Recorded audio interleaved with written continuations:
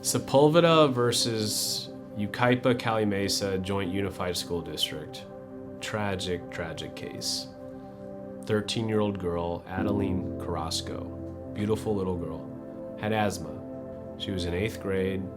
It was Halloween. She was in science class, and her class had a project out on one of the soccer fields. So she walks with her class out of the classroom down to the field where they were gonna do this project. When she gets down there, she starts to really have problems breathing.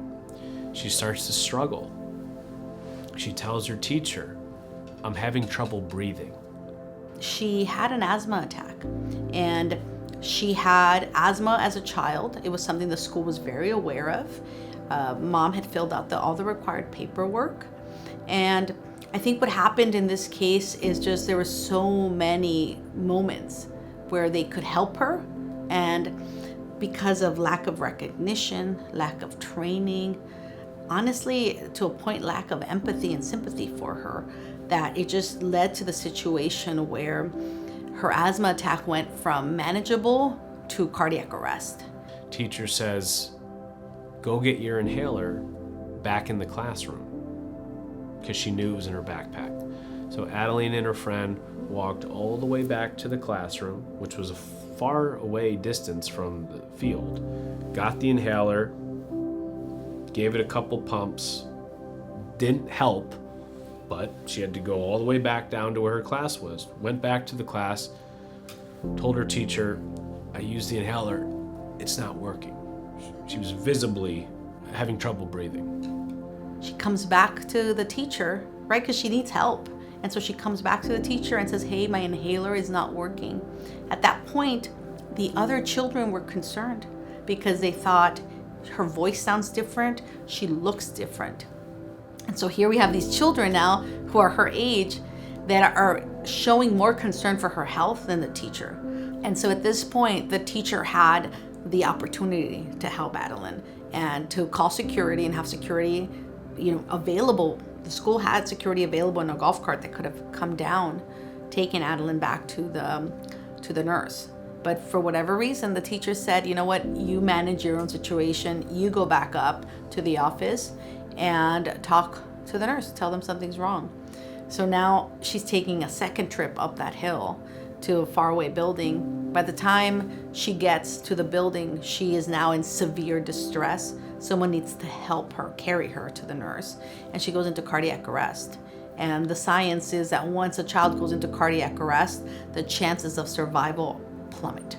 And she went into cardiac arrest, and she never came back. She never came home.